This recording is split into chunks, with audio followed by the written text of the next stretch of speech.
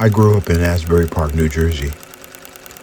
A little black kid holding my grandmother's hand, walking into dark theaters where monsters lived on the screen. Every week, we watched the old horror films, black and white, flickering, unforgettable. She never told me to be afraid. She taught me to watch. Those shadows followed me home, and one day, I learned how to give them a voice.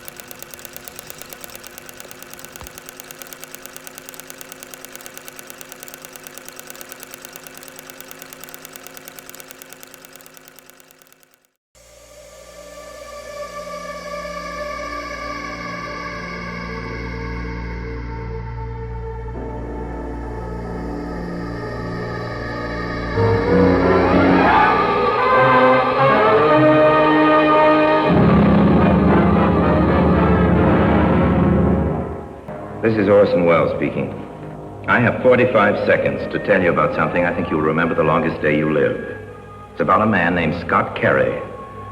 A few months ago, he was 6 feet 2 inches tall and weighed 190 pounds. Today, he's 2 inches tall and you can hold him in the palm of your hand. Now he lives in a world where he must fight for his life, a world where a friendly house cat is a predatory monster. Incredible because it's almost beyond imagining. Incredible because every hour he gets smaller and smaller. Incredible because every moment the terror mounts.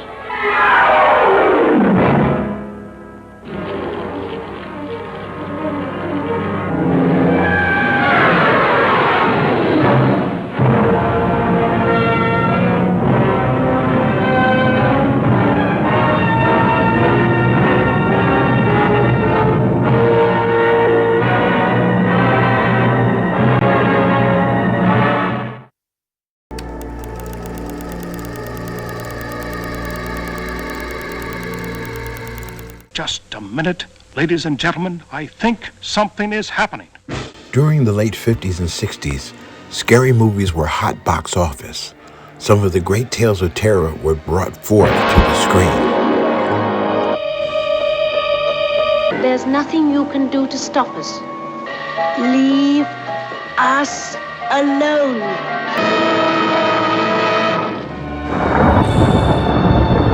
The killers are eating the flesh of the people they murder. Yeah, they're come back to life to seek human. I think they were after the children. For what purpose? To kill them. What are you? Where did you come from? I think you're the cause of all this. As great directors emerged from the backlots of Hollywood, like Alfred Hitchcock, George C. Romero, and one of the true masters of macabre, director-producer William Castle. Listen to William Castle, whom the Saturday Evening Post calls the master of movie horror. Do you believe in ghosts? I do. And you will too. When you come to this theater and see my picture, 13 Ghosts. No more dictation today. Although he produced hit after hit, it was the actor Vincent Price that brought both class and a Shakespearean feel to every film. You mentioned playing the role of good villains, as though there was something particularly juicy about a good villainous part for you. There is, because the villain has so many sides. I do a lecture around the country. I've been a lecturer for about 20 years now, and I do a lecture now on the history of villainy. They're always the best parts, you know. It's that marvelous thing of Gene Kerr's The Snake Has All the Lines, you know. Adam and Eve just stand there, but the snake's got all the lines. And the villain is usually such a many-faceted character. He's a very... Darkness falls across the land. The midnight hour is close at hand. Creatures crawl in search of blood to terrorize your neighborhood.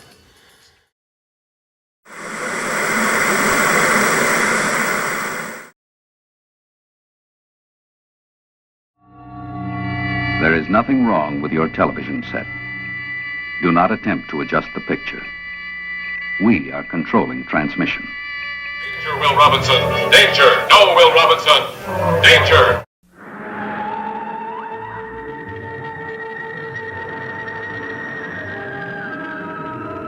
These are the voyages of the starship Enterprise. Its 5-year mission: to explore strange new worlds, to seek out new life and new civilizations, to boldly go where no man has gone before.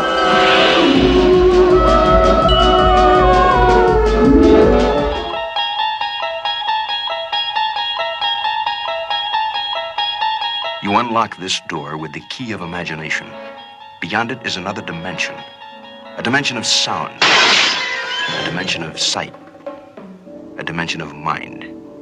You're moving into a land of both shadow and substance, of things and ideas. You've just crossed over into the Twilight Zone. The one show I admired more than any other was Rod Serling's Twilight Zone. The Twilight Zone from 1959 to 1964 was primarily defined by Rod Serling, who wrote 92 of the 152 episodes, along with key writers Charles Beaumont and Richard Matheson. This was the defining moment for me. Rod Serling's words seemed to touch my very soul. You unlock this door with the key of imagination. Episode after episode, small, intimate vignettes filling my mind with possibilities and an unrelenting desire to create. Each moment felt like a giant whisper from another world, urging me forward, daring me to imagine more. Those fragments of stories, lights and shadows planted seeds that would not let go.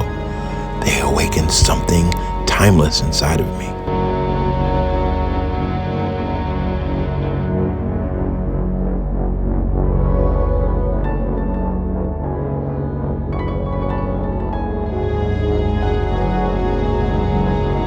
Studying the giants of the macabre, Edgar Allan Poe, Stephen King, and the new kid on the block, Jordan Peele, I began to hone my craft in words. The characters and the scenarios never stopped flowing.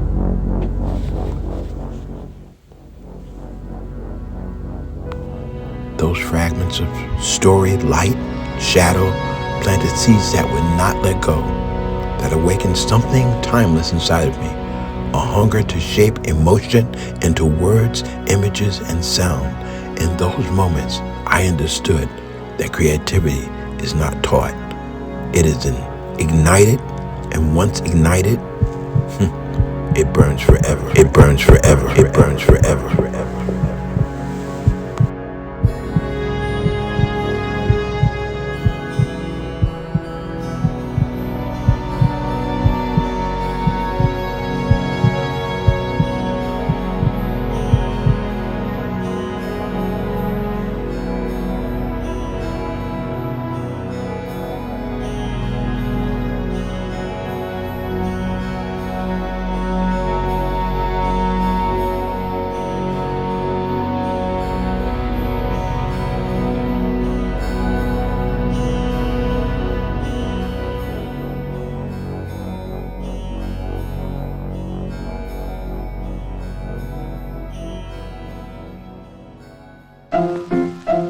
Let's all go to the lobby. Let's all go to the lobby. Let's all go to the lobby to get ourselves a treat.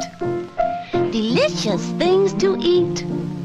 The popcorn can't be beat. The sparkling drinks are just dandy. The chocolate bars and the candy. So let's all go to the lobby to get ourselves a treat. Let's all go to the lobby to get ourselves a treat.